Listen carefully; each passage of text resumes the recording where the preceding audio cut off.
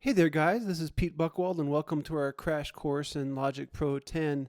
We're going to cover a lot of ground in this series of videos. We'll cover making new songs, look at the incredible collection of virtual instruments, audio effects, mixing, mastering. I'll show you some hidden gems and some tricks in the software. And also, we're going to look into some third-party legal free party content that you can use and install. I've been working with Logic for about 10 years now, since version 6, and I'm hoping that my experience with Logic and Logic Pro 10 will help you get going quickly. I'm intending to make really short videos here, just kind of show you one basic principle. In the context of showing that one basic thing, I think other things will come up, and that's fine. I would like for you to kind of manage your expectations. I think it can be really frustrating learning a new audio software, and just because I think you hear these sounds and think you hear the potential, you know what you want, you can hear how cool certain things sound, and other aspects just aren't coming together in your project, and it can be really frustrating. Or there's a simple question that you have that you can't find the answer to. It can be frustrating. So try to manage your expectations. It's going to take some time, just like learning an instrument. It's going to take practice, discipline. I would approach learning a new software like Logic like a relationship, that you would sit down with Logic, spend time with it. I would write down a list of specific things that you want to learn, specific questions you have about it, and go into the software, go into tutorial videos on YouTube and elsewhere, and find answers to your questions so that you can make it work the most efficiently for you. But watch videos like mine, because sometimes there's questions you don't know to ask. There's resources that you would have no idea that are in there unless you spend time with other people who have spent hundreds of hours working in the software, thousands of hours in the software, and have seen things, would like to impart some of that knowledge and share the fun. So this software is amazing for producers of electronic music. If you're a songwriter, you want to create backing tracks for your songs. It's great for movie production in terms of if you want to add sounds, music, and sound effects. This software is great for all those things. In order to get the most out of your software, out of the box, you can do so much. But in order to get the most out of it, it might help you if you get a couple of extra devices, a couple extra things. Here's my page. Getting some kind of MIDI keyboard would be helpful. I would go to Sweetwater and look. I looked up MIDI keyboards. Let's go to this tab that says MIDI controllers. Click. You can sort by most popular, price low to high. Let's leave it as most popular. Something like a 49 key would be good. Of course, once you get a 49, I have a 49 and I wish I had a 61 key. I think you can sort it by how many keys. Yeah, you can do that. Let's go ahead and do that. Let's filter it to 61. The native instruments is pretty cool in that it comes, right now they're doing an offering some software with it. I don't know if that's going to be still going on when you watch this. I would recommend either I'm scrolling. I'm not finding the ones I want. Wow. Oh, there it is. I like the Arturia keyboards. That's what I have. It's a little pricier, but it just seems it's more sturdy is the main thing. I think it looks better than some of the other, like the M Audio products. It's not so cheap and plasticky. It also comes with some free virtual synthesis, some of their soft virtual synthesizers. And when you turn the knobs on this controller, it turns knobs on their virtual synthesizer. I don't use their virtual synthesizer much. I mainly just use the controller, but I like this as an option. The M audios are pretty popular. You can do a little more Google research and figure out which one of these might be best for you. Excuse me. Another thing you would need would be some kind of audio interface. An audio interface helps you connect a microphone into your Logic software. So once again, in this Sweetwater interface, you can choose what type of connection you would want. I would want Thunderbolts for mine. And again, you can sort by price, low to high, if you kind of look at the different options. So it'll take a little bit of shopping to find what you want.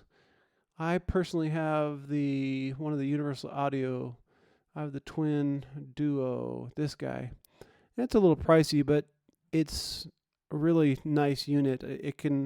I can connect it to other devices and record up to 10 things at the same time. So if I need to record drums, I can. But mainly it just looks like this and sits on my desk and has a very small footprint. I can plug in a couple of microphones right here at my desk. I like the Focus. What am I looking for? Focusrite. The Focusrite products. Last time I talked to my Sweetwater rep, he recommended the Focusrite products. They have, if I get rid of this filter for Thunderbolt, we can see other options. Focusrite has other ones like USB and such. Just look for Focusrite. Yeah, so here they have some devices. You just plug in your microphone in the front, and it connects to your computer on the other side.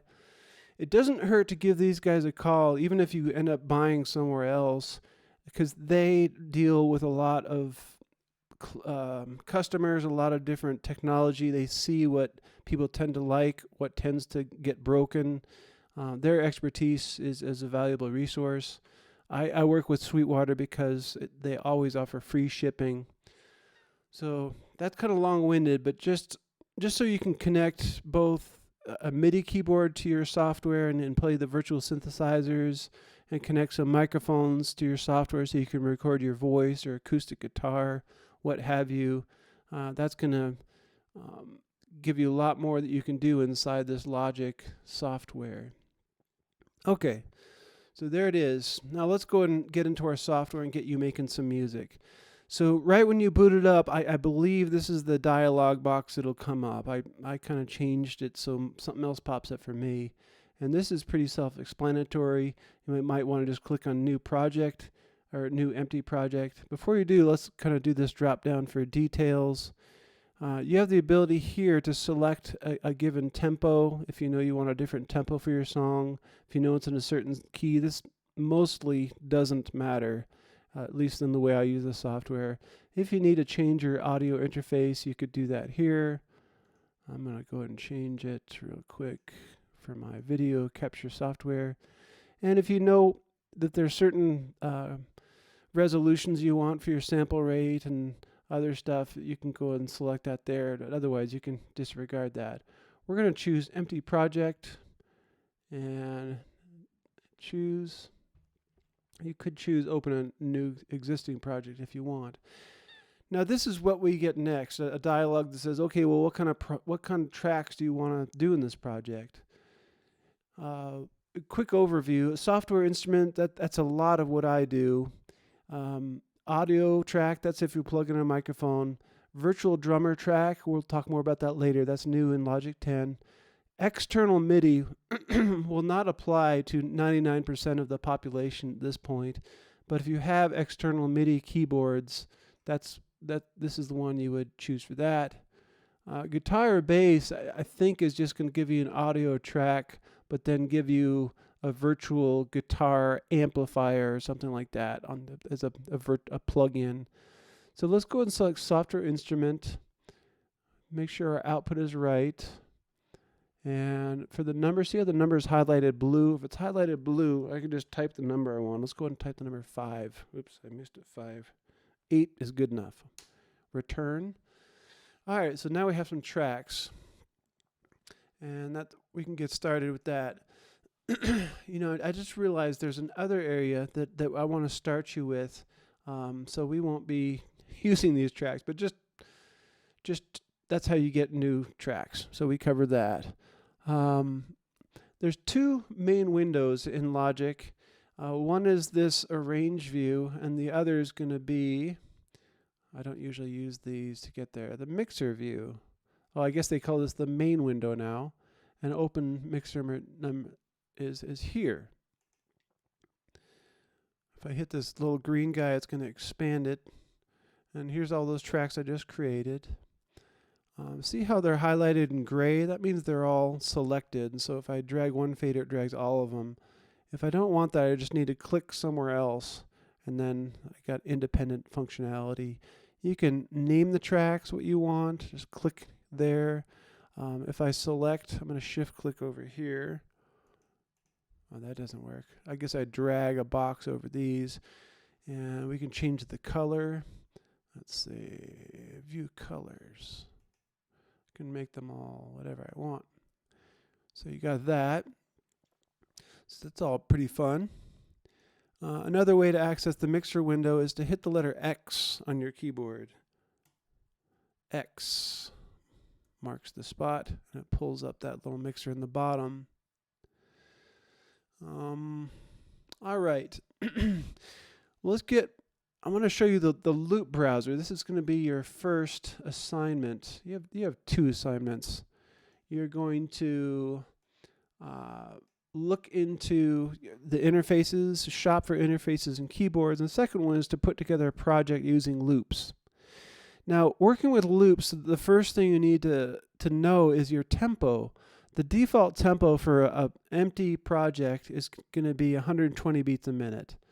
Let's say we want a faster, maybe a dance type song. Let's go ahead and click on 120 and hold the mouse button down and drag up. Let's get up to 128 or so. Let go. Now our session tempo is 128. Okay. Or if you know specifically, you could double click and type it in, and it would go 128, enter. And there it is. Okay, let's get into some of the audio content. Hit the letter O, and it opens up this little browser on the side. Hit it again and it hides it. The letter O. Now we can filter all this content a number of different ways. We can sort it by the sound type, the genre, the scale, all this stuff. Even if there's, I'm going to show you how to create your own content, and you can filter it to your own content. All right, but get back to the factory loops. These are particularly good for percussion and rhythmic things, because once you start dragging and dropping in bass lines and keyboard parts, typically those aren't going to fit with the song I want, and you can make this, like you can drag in this guitar strum. It says it was recorded in the key of D. I can drag this in, and I can change things. I'm going to click on this little drop down. I can change things. Oh, I'm getting more complicated. Right click, show. Boy, I don't usually do this stuff, obviously. Show transposition. You can use this line to change the chords, but it's tricky, number one. Number two is this, if this is recorded as a D major chord, if you want a minor chord, you can't really get it. So if I want to go as a chord progression from D to G to E minor, I can't really get there.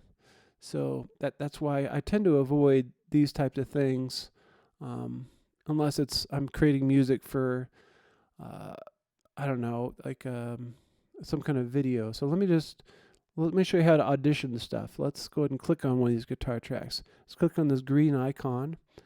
And it might sound funny because of the way my audio card is set up. I don't even hear anything. Wonderful. Well, I know that you will hear you'll hear what's going on. I mean, when you do this with your software, you'll hear it. So we got the green icons and the blue icons. Let's get into some rhythm tracks. Let's do some filtering. So let's choose all drums. Let's choose beats. Now, the next thing I want to do is, remember how we set our tempo to 128? We want to choose a pattern that was programmed at a tempo close to ours, because usually that's what's going to fit. So go to down to the word tempo and click on it. Now you see these are very slow. I'm going to scroll down, down, down, get into the area where 128 is. That was farther down than I thought. So any of these I can try. So let's say I audition this one and I like it. Let's say I like it. So what I do is I grab this and I drop it down to this new area right over far on the left. Let go, and it's going to create a new track. I don't want to import the tempo information. So here's what that looks like. Great. Next, let's take a look at one of these green ones. See what it does if I drag in a green loop. Grab that and drop it right next to it. There we go. Okay, so now we have two tracks. And the difference between the two, this one on top is an audio file, and this on the bottom is MIDI. If it's MIDI, then if I select it, it just means it's a series of commands. It's a series of commands over time that tell a virtual drum machine to play. If I double click on it, it'll show me this little graph of like a piano roll of what measure, what notes are being played. In this case, these correspond to different drums. I can also look at this in terms of a list of commands, which I think helps people understand MIDI. So let's open event list. As long as this is highlighted, it's going to show this list. So this says in measure 1, beat 1, this note is being played at this loudness for this amount of time. So that's what it's just a list of commands. If I hit play in the song, you'll see this kind of scroll down. It goes through as it goes through the commands. Oh, I hit spacebar. That's play. All right, so your first homework assignment is to go exploring in these loops. Let's say I found my drums and I want something else. Let's go up to this reset. Now you can go look for, let's say, vocals. The vocals are kind of fun, and you kind of audition these, and if you like that, you can drag it in. Oh, now see how this is blocking the bottom part? I just need to hit the piano roll button and it should go away. Once again, I don't usually do it this way, so what I do is I hit the letter X twice. X, and it gets rid of it, because X pulls up the mixer, I know that, and if I hit X again, it hides it. So no matter what's showing down here, if I hit X a couple of times, it gets me back to this view. Let's hide this guy. All right, so let's say we like this Seth lyric. I'm going to drag it in. Maybe I want him to come in about here. All right, I'll show you just a couple more things, and I'll let you go play. If I select this track, so this little region, I hit the letter L, as in loop, it's going to create aliases, so fake copies of this all the way to the end of the song. If I hit L again, it undoes it. If I drag a box over both of these tracks, hit the letter L, it's going to loop both of them out. Now let's hold. The problem with this is, let's say I want this top one to play for 8 measures, and then I want it to stop. It gets a little tricky to do editing of this coming in and out. So while all this is highlighted, if I hit Control L, is that right?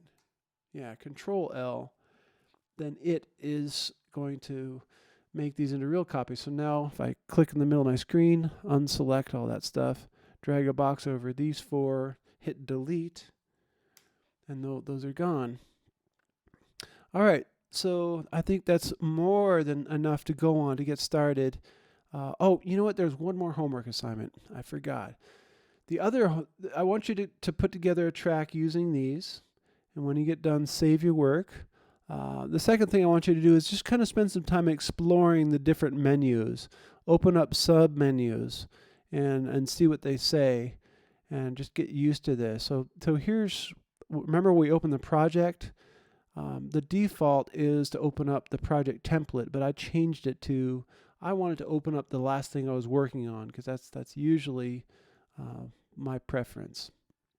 So feel free to go looking in the different Windows, go exploring and study that. Start getting familiar with what's available up here. All right, well, that's all I got here. A quick plug: if you don't know your song tempo, there's an app that I helped create with a friend. It's called Tap, Delay, and Tempo. We're about to do a makeover of this thing, but you can just tap your finger here and it'll tell you what tempo your song is and some other information if you ever want it. So that could help you in terms of establishing your project tempo.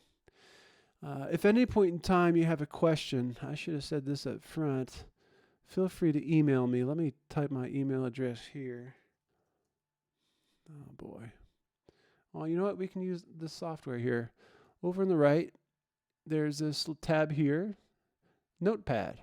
So what I can do is start typing Pete _